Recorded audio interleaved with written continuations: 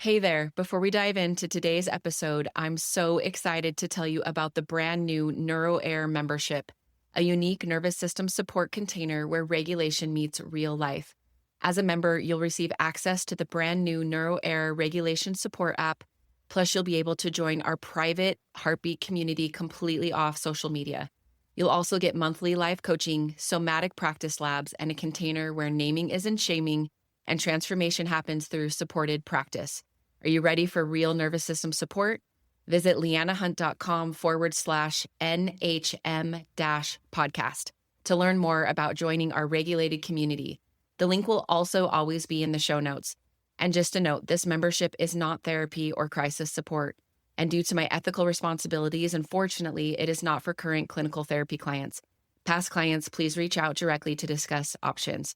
Now, let's dive into today's episode. Welcome to the NeuroAir podcast, the show for cycle breakers, parents, young adults, and helping professionals ready to understand their nervous system through a generational lens, heal what isn't theirs to carry, and consciously choose what comes next. Hi, I'm your host, Leanna Hunt, an associate clinical mental health counselor and certified performance coach.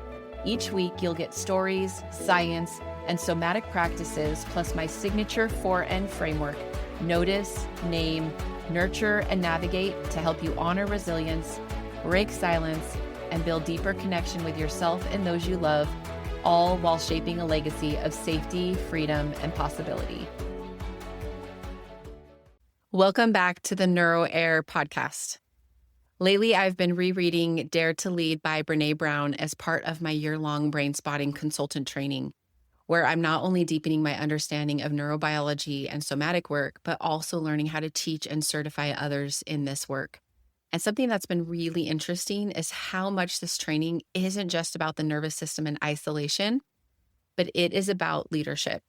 It's about how we show up, and it's about how we relate. It's about how we hold ourselves and others, especially in moments that feel uncertain.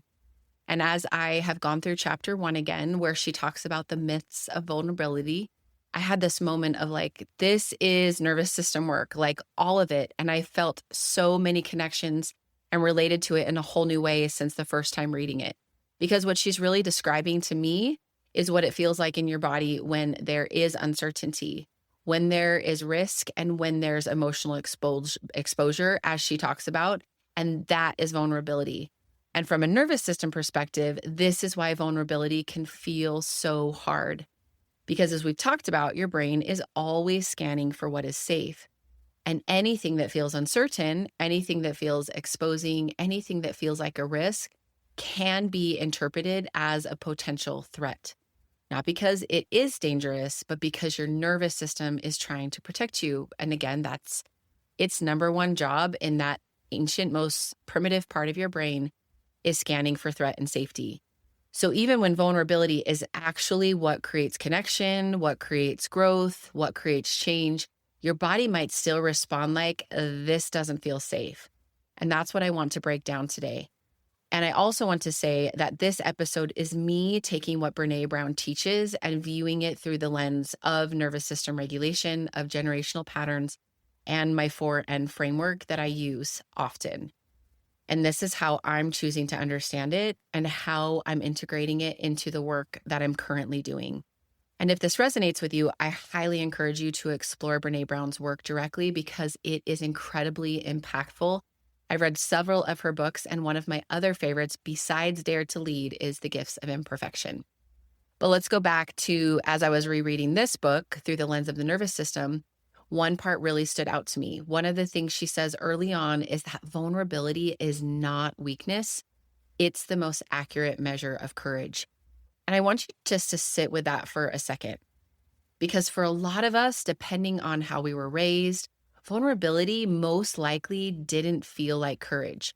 For many I know and have worked with, being vulnerable meant feeling unsafe. It maybe meant feeling exposed, and it was maybe even dangerous. And so over time, your nervous system had to adapt. It learned how to protect you from that feeling. Because at one point, that feeling was probably really scary. So when we talk about vulnerability today, I don't want you to think about vulnerability as just sharing your feelings or opening up emotionally, I want you to think about it like this. Any moment your nervous system is outside of certainty, anytime there is that risk, any moment there is that emotional exposure, that is vulnerability. And your nervous system will always respond to that. Not because, again, something is wrong with you, but because it's trying to protect you. And the reason I want you to think about it this way is because when you only define vulnerability as emotional expression, you might miss what's actually happening in your body. You might miss that tightening in your body, or maybe in your chest, your hands, your jaw, your stomach. You might miss that urge to pull away, that need to shut down or speed up or avoid things altogether. And when you miss that, you don't get a chance to focus on the response. But when you can start to see vulnerability as a nervous system state, you might begin to be able to work with your body instead of against it. And here's where this can become really important, because the way your nervous system responds to vulnerability often didn't start with you. Remember, it was shaped in your environments, it has been shaped in your relationships, and it has been shaped in your family. And when you can zoom out for a minute and really look at your own unique family system, you might be able to start to understand a little bit more why. Maybe it goes back to when your family came to the United States from another country, not speaking the language, having very little, trying to just survive in a completely unfamiliar place, where being vulnerable may have actually put a family member or family members at risk.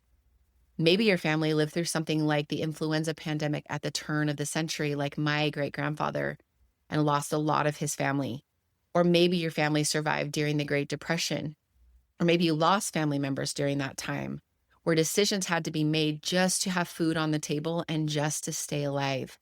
And in those environments, vulnerability wasn't always safe. Sometimes it could mean loss. Sometimes it could mean not having enough. And sometimes it could even be life-threatening. So when you could look at it through that lens, it might make more sense for you. These are all very valid reasons for why the brain and the nervous system made the decisions they did to survive. And this is also where compassion can start to come in. Because as you sit here now, trying to understand why vulnerability feels so hard for you, there is a good chance that at some point, not being vulnerable was actually what kept you safe. There wasn't always the luxury of certain types of courage throughout time because the consequences felt too high. And this is exactly why when you start doing your own inner work, when you start slowing down, when you start feeling more, and when you start naming things, it can feel really confusing and maybe even uncomfortable for the people around you. Because what you're doing is stepping into vulnerability in a way that maybe has never existed in your family system before. And sometimes that doesn't just feel unfamiliar to them, it can actually feel unsafe. So I want to walk you through Brené's 6 myths of vulnerability. And as I share them, I'm going to bring in what this can look like in your nervous system, how it can show up generationally, and how you can begin to move through it using the 4 N's. Hopefully you know them so well by now: notice, name, nurture, and navigate.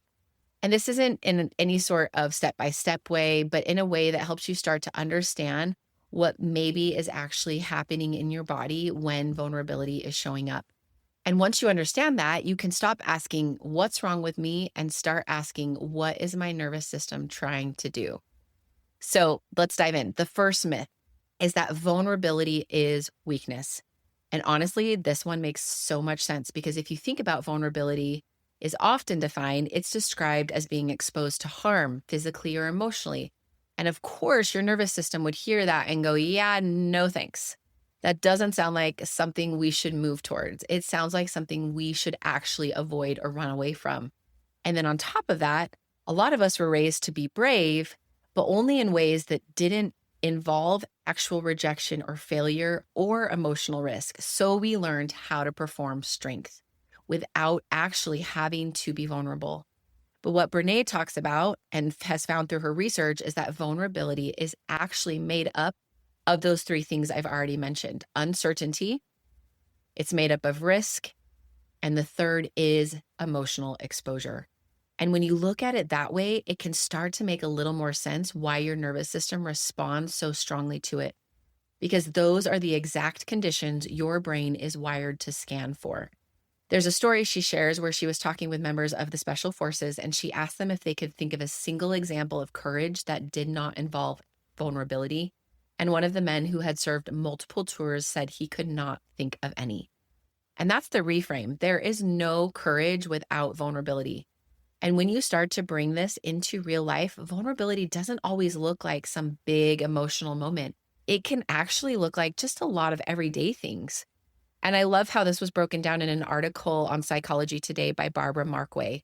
She said even things like saying no can help you practice vulnerability, saying I love you first, trying something new, asking someone for help, sharing something you created with someone you love, and even just being honest about how you feel.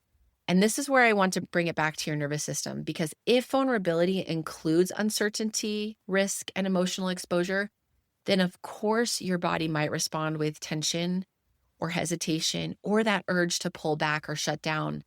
Again, not because this is a weakness you have, but because your nervous system is doing exactly what it was designed to do, which is to protect you from what could feel like potential harm. And if you can start to see it this way, you can begin to shift the question from why is this so hard for me to maybe saying something to yourself like, of course this feels hard. My nervous system is trying to keep me safe. And I want to invite you to get a little curious here and maybe ponder on this question today and come back to it anytime. Where in your life might vulnerability be showing up right now? And what is your nervous system trying to do with it? That's the question. Okay, myth 2, I don't do vulnerability. And this is something I have heard a lot over the years and seen in my own work. But the truth is, you might not express vulnerability, but your nervous system is still responding to moments of those things that Brené's talked about: uncertainty, risk, and emotional exposure. Avoidance can be a response to vulnerability. Overworking might be a response to vulnerability. Numbing out might be that response to vulnerability. And in my experience, this often connects back to environments where emotions weren't talked about or didn't feel safe to express. So if the family system learned, or your system learns, hey, just deal with it, we sweep these under the rug, push it down, we stay busy to avoid, or we just keep moving to not have to face, you might notice this in your own body showing up as restlessness or anxiety or distraction or a constant need to stay occupied, or even feeling uncomfortable when things get quiet.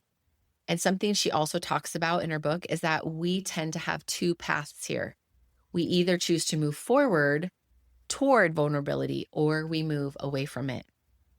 And what that can look like is when something feels uncomfortable or exposing, you can either stay with that experience, acknowledge it, or your system may try to move away from it, sometimes without you even realizing it. And this is where you might see things like snapping or yelling at someone you care about and not meaning to, shutting down completely, again, that busyness, or complete numbing out. Not because, again, something is wrong with you, but because your nervous system is trying to respond to something that feels uncomfortable or overwhelming. So imagine this. You have a really hard day at work.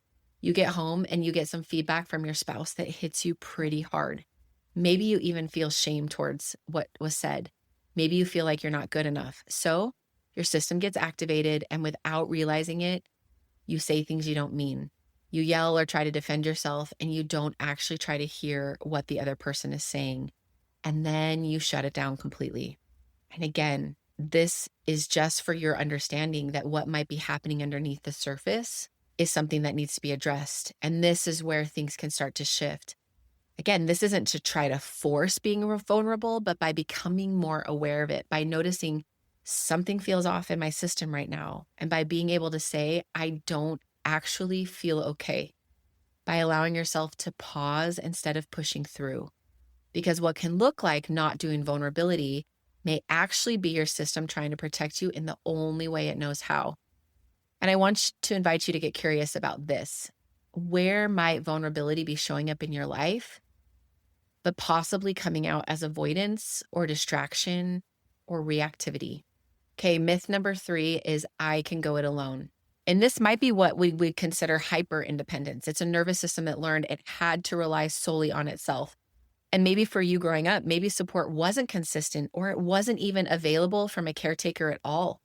Maybe asking for support didn't feel safe to you. So for over time, your system adapted to, I'm just going to handle this on my own.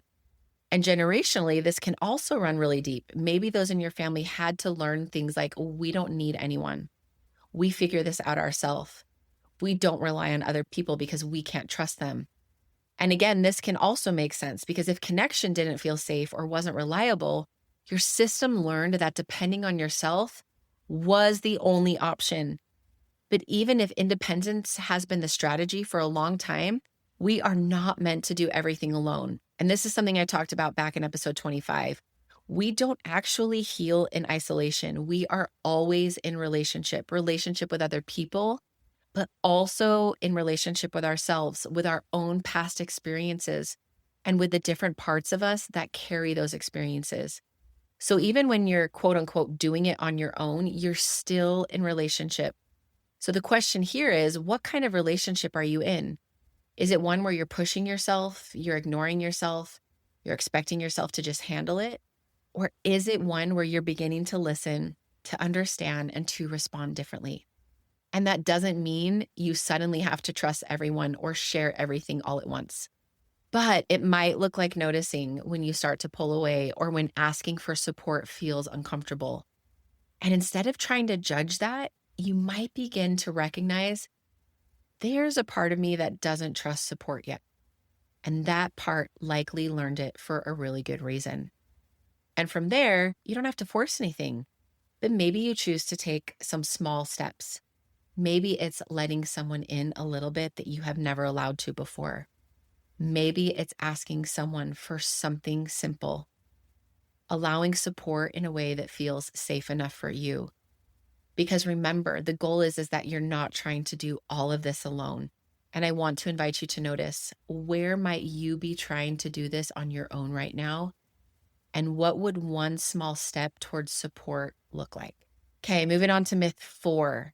Myth 4 is that we can avoid discomfort.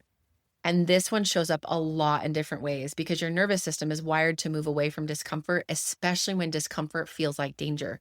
So what do? We distract ourselves, we scroll, we overwork, we try to control it. And honestly, this also makes sense because when something feels uncomfortable in your body, your system is going to look for a way out. And something that Brené talks about, especially in leadership spaces, is how often we try to solve this. We try to take the discomfort out of vulnerability, to make it easier, to make it less messy. But what she found, and what I see also, is that there really isn't a way to remove discomfort without also removing the growth that can come with it. So the shift can become not how do I get rid of this feeling, but how do I begin to stay with myself inside this feeling? So remember, healing isn't about removing discomfort, but it is about increasing your capacity to be with yourself when the discomfort shows up. So you might start to notice that urge to escape, that impulse to reach for something that takes you out of the moment. And instead of immediately acting on this, you pause and you recognize, oh, this feels uncomfortable in my body. And this is where support comes in. Because staying with discomfort doesn't mean forcing yourself to have to sit with it alone. You can also bring in what I call resourcing or grounding, something that actually helps your body feel a little more supported in the discomfort. In nervous system work, this is something often referred to as pendulation, where you can allow your awareness to move between the discomfort you feel in your body and something that also feels more neutral or supportive. So instead of getting stuck in the discomfort or trying to avoid it completely, you begin to move between both. And this can look like maybe you notice that tightness in your chest, but then you also notice your feet on the ground. Maybe you notice that anxiety, and then you also start looking around the room and orient to where you are. And the goal in this pendulation isn't to just get rid of the feeling, but it is to help your system stay within a range that feels more manageable for you. And over time, this is where capacity begins to build. This is what we often talk about as your window of tolerance expanding.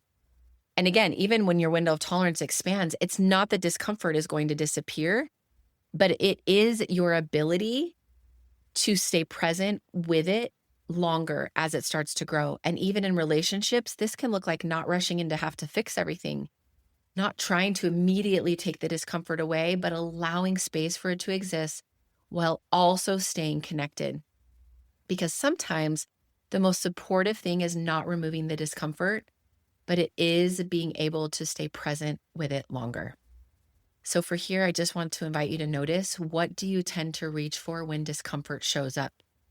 And what might it look like to stay with yourself while also giving your body a little support? Okay, myth 5 is that trust comes before vulnerability. And this is also really important because a lot of us think, I'm going to open up when I can trust them. I'll share when I feel 100% safe, or I'll be vulnerable once I know it's okay, or they've given me evidence it's okay. And that also makes sense because your nervous system is always trying to assess safety. But what I've seen, and also what Brené talks about, is that trust isn't something we think our way into. It's something we experience. Trust builds over time. Trust builds through small moments of vulnerability that are met with safety, through being seen and not rejected, through sharing small things and it being held with care. So if you're waiting until you feel 100% safe, you might find yourself staying closed off. Again, not because you don't want connection or you're not craving that, but because your system is waiting for certainty that often isn't going to come first. And this is also where boundaries can really be important, because vulnerability, again, doesn't mean sharing everything with everyone. It means learning over time who feels safe enough to share with, even starting with the small things. So instead of forcing yourself to open up, it might look like noticing that hesitation. It might be recognizing, I don't fully feel safe yet, and letting that be okay. And this is where we begin to navigate, not by pushing yourself too far too fast, but by taking small intentional steps. Maybe a step looks like sharing something a little more honest than usual. Maybe it's letting someone see you just a little bit more. Again, not all at once, but over time. Because remember, you don't think your way into trust, you experience your way into it. Let me say that one more time. You don't think your way into trust, you experience your way into it. And I want to invite you to notice here, do you tend to hold back or share quickly when it comes to vulnerability? And what might it look like to move just slightly towards the middle? And the 6th myth is that vulnerability is disclosure. And this is where things can get a little confusing, because sometimes what looks like vulnerability is actually, or might be, something else. Oversharing isn't always vulnerability. Sometimes it can be your nervous system trying to find relief, trying to move something through quickly, trying to feel seen, trying to release what feels overwhelming in the moment. And what might happen after is that uh-oh feeling. You're like, oh my gosh, I feel exposed here. I feel regret. I feel unsafe. And again, this isn't about shame, but it is about understanding what might be happening in your own system. Because what we sometimes call vulnerability can actually be a moment of dysregulation where your system moved faster than your sense of safety could support. And this is where intention and boundaries are important as well, because vulnerability isn't about sharing everything, but it is about sharing in a way that feels safe enough for you right now. It's also not about what you share, but maybe why you're sharing it. And this is something Brené talks about as well, that vulnerability isn't about the amount of disclosure, but the intention behind it. So before sharing something, you might pause and ask yourself, why am I sharing this? Or what am I hoping for here in sharing this? And what am I feeling right now? And even underneath that, is there a part of me that's trying to feel seen, to feel understood, to feel connected? And when you start to slow that moment down, you get to create space for choice. So when that uh-oh feeling shows up, if it does, you might begin to notice it and recognize, that might have been too much for my system. And instead of judging yourself, you nurture that part. You let yourself know, I was trying to feel seen. And from there, you can navigate, not by shutting down, but by learning what safer sharing might look like next time. Who feels safe enough? What feels appropriate? And what feels supportive to your system? And this is where we can slowly zoom out again, because in some family systems, there may not have been space for expression at all. Or on the other side, there may not have been clear boundaries around sharing. So your system may not have had a model for what safe, connected vulnerability actually looks like. And this is part of the work now, not to stop sharing, but to begin sharing in a way that feels more aligned, more intentional, and more supportive to your nervous system. because vulnerability isn't sharing everything, it's sharing safely. And this reminds me too of something in a brain spotting, one of my trainings that one of my mentors shared is that sometimes the one who learns the most is the one who doesn't share at all. And that's more directed for those people like me who maybe overshare and thinking, could vulnerability for you actually be in not sharing? Just some things to think about. So when you look at all of this together, you might start to understand a little bit more why this work can feel so different, not just for you, but the people around you. Because when your family doesn't understand your healing, what they're often responding to is vulnerability they were never taught how to hold. Not because they don't care and they don't love you, but because their nervous system learned something different. And this is what becoming a neuro-heir can look like for you. You notice what's happening in your body a little sooner. You are naming the patterns without shaming yourself. You are nurturing the parts of you that feel exposed, and you're navigating with intention instead of protection. You don't stop feeling vulnerable. You just stop abandoning yourself inside of it. Let me say that one more time. You don't stop feeling vulnerable, but you just stop abandoning yourself inside it. And that is what begins to change things, not just for you, but for the generations after you. So if this resonated with you, I'd love for you to share this episode with someone who may be trying to understand your healing a little bit more. And if you want to go deeper into this work, this is exactly what we're doing inside the Neuro-Heir membership, learning how to be with your nervous system so you can live, lead, and love from a more grounded place. So thanks you guys for being here. Thank you for all the conversations, for the work that you're doing, for your listening, for your implementation, for your practice, for your patience, for your compassion for yourself and for those around you that you love and so desperately want to join you on this journey.